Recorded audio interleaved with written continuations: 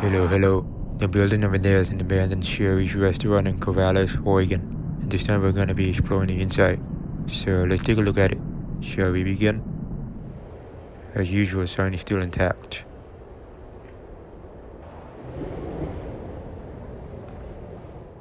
Yep, the Shari closed back in October 2024, along with the rest of the locations in Oregon that day.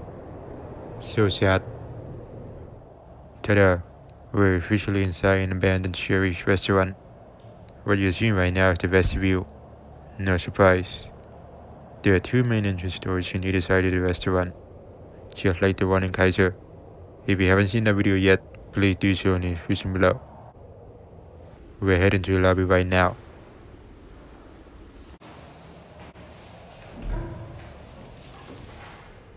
Here we are. Wow, there are literally things left behind. That's really insane. Honestly, I thought the inside was gonna be completely empty, except for the furniture. It's surprising how they just walk away and let everything in the moment they shut the doors. Usually when a restaurant closes down, they clear everything out. It looks like this location could reopen at any time, but I doubt it. By the way, this building was built in 1994, and I can imagine it was packed back then. Sometime in 2016, this place got a huge renovation. There's a YouTube video from 2010 of this series where a guy tries to beat a local record by eating a total of 15 pancakes. I'm like, that's way too much, but wow. Check out the video in the description below. Some of the tables still have salt and pepper shakers, circle packs, and napkins. Before the renovation, the middle of the dining area used to have additional booths, and I think there was a buzzing station there too. The original exterior and interior just looked like other classy Shari's restaurants. I read an article where employees said she was totally surprised and unprepared when Shari shut down, and the others were too. She cried all day and was still struggling because there was no sense of closure for her and the other employees. Going to check out the solarium? Anyway, she was not the only one crying. Others were in tears too, hugging each other and trying to stay positive. She said they were saying goodbye to each other, messaging through the scheduling app, and leaving small thank you notes and things like that to stay strong. The employee said that for the former staff, the problem is huge. The staff quoted, "It's very difficult to wake up in the morning and know that right now I don't have a job, and I'm looking, but when it comes to paying my rent, I would not know for certain how long that's going to go. I seriously feel bad for that person, including everyone else." There are also more problems for the older employees, including those who have been here since it opened. She quoted, "There are some of us I know that have been here so long they were waiting to retire, and so now their plans for retirement and what they thought would be their very last job is not going to be the last job anymore." The employee mentioned that they plan to search for a new job, but noted that it's challenging to compete with numerous college students applying for the same roles. I hope all of them are able to find a new job that treats them right. There's the exit door. Maybe the alarm is disabled or not. Either way.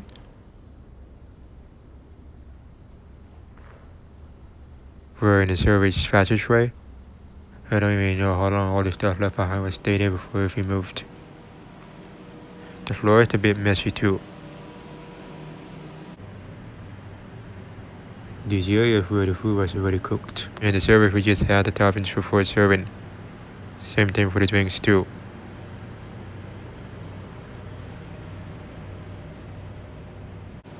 Got 3 registers on both sides. Bet there's no money in those cash drawers.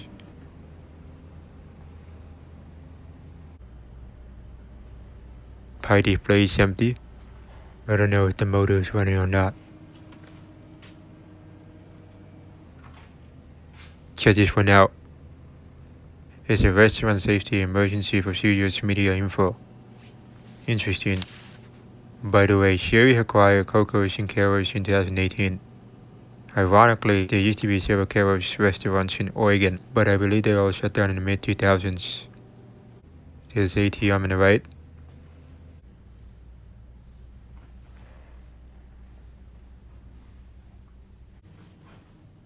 We're gonna check the bathroom soon.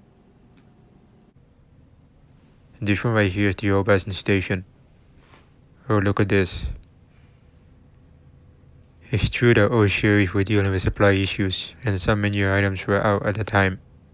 The CEO of Shari is the one who destroyed the brand, much like Eddie Lampert did with Kmart and Sears. Why is it that there's always seem to be bad CEOs managing companies?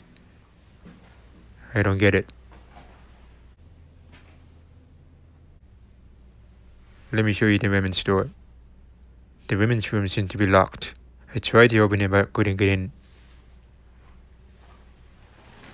Except the men's room isn't locked. Here we are. There's your 2 sinks. A urinal out of water. 1 toilet as well. Now that we're done checking out the bathroom, let's get out of here.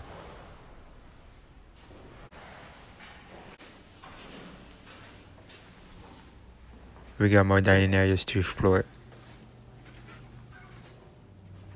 I noticed some of the students have been lifted up. Probably there are files beneath them. Again, here's the ATM with a better look. Bet there's no cash inside the machine. This ATM is connected to the video poker service, which we will explore in a bit. Those zany light features look really nice. No wonder this place is still brand new. We got a large booth on the right side. Customers used to have a good time chatting many years ago. There are pipes beneath the students. Interesting. Now we're heading to your video focus service. No more slot machines except there are some students left behind. This room was originally an extra dining area before it was converted. The Oregon lottery is demanding that Shari pay over $100,000, but they're refusing to do it. This is just completely messed up. They're so cheap, and so is the CEO. Got some boxes, a fan, a broken ceiling tile with wires all over the floor. I'm betting the wires for the security camera. Why bother destroying them anyway?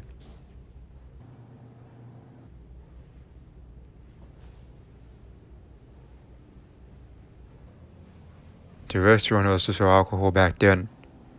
Still some things in there.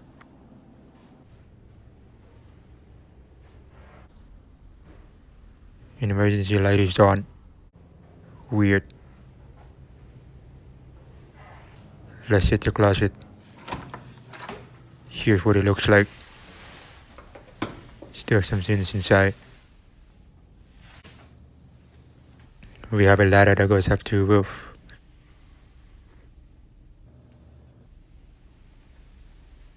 Got an attic right next to it. There's probably animals living inside the attic. Let's check out the kitchen. Here we are.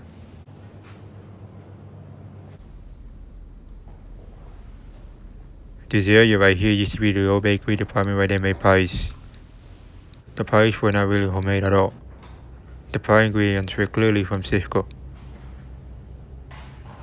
Oh look, there's a stack of Shari's booklet menus. That would be pretty cool to take home as a souvenir. Oh, by the way, there was a shooting just outside the restaurant in early 2016. Apparently, a couple was involved in the shooting at the Shari's during the evening. The 2 are suspected of taking the life of 29-year-old Jason Scott Williams from Corvallis, who passed away after being shot in a restaurant parking lot. According to police, Williams shot at the restaurant with a woman who was connected to a suspect, and the 2 were romantically involved. This is the freezer. Let's see what's in there. Oh wow, there's some food ingredients inside. Even the burn is running. Jesus. Anyways, I can't believe Jason's life was cut short. He had so much potential. I'm not sure where he's buried, but may he rest in peace. I know it's been several years since he died, but my condolences go out to his family and I hope they're doing okay now. I just wish the shooting never took place here. According to a Reddit user, after the incident, the gunman briefly went to a nearby Taco Time where he approached employees outside, stood close, and stared at them before leaving. One of the employees later testified in the murder trial. We're gonna see another freezer room. Anyways, after the gunman is staring at them, he wandered around the building but never entered. The employees called the police while he watched the emergency response from the drive-thru window. He even stared at an employee before getting into his car and waiting. When officers arrived, the staff pointed him out, but the police didn't act, and he drove off. He wasn't caught until days later, though he could have been arrested immediately. The employee later met many of the victims' grieving family and friends, which were heartbreaking. By the way, the Taco Time closed long before this series went out of business. I filmed that abandoned Taco Time too.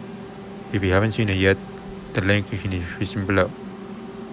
I remember hearing the kitchen equipment noise at my old local series. This is the employee break area.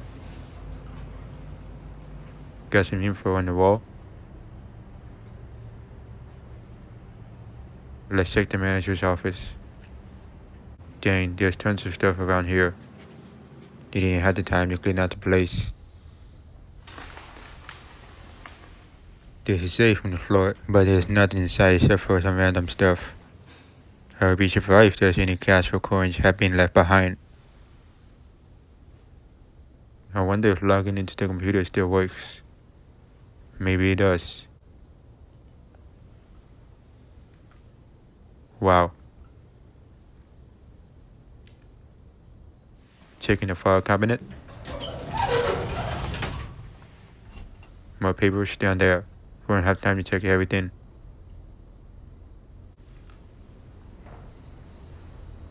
Over here is the dry storage room. More things from Cisco. I hate how restaurant chains claim the food is freshly made when it's clearly not. It's such a lie. They just like to trick customers, don't you agree? I heard that a few decades ago, everything was made from scratch unlike today.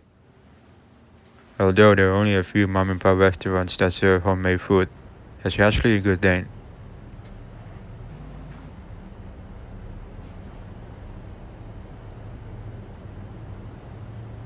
Oh, the kitchenware place over here on the right side. We got a few more rooms to check out. There's your circuit breakers. This closet was used for kitchen cleaning supplies. Still some cleaning supplies here. I wonder what's the future for this abandoned series. I hope another diner takes over this spot someday. What I don't want to see is the building getting torn down. Maybe Black Bear Diner, Denny's, or IHOP could take over the building. Oh wait, there's literally Amherst restaurant right next door. If any of these three chains I mentioned open here, there's definitely going to be some competition. Some tiny maintenance room I see. I had never come across those items that any other abandoned series had gone inside.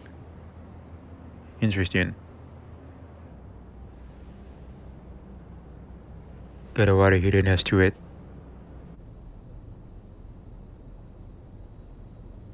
And that'll be it. That's gonna wrap up for the video. Make sure to like, comment, and share. Thanks for watching, and until next time, see you on the outside.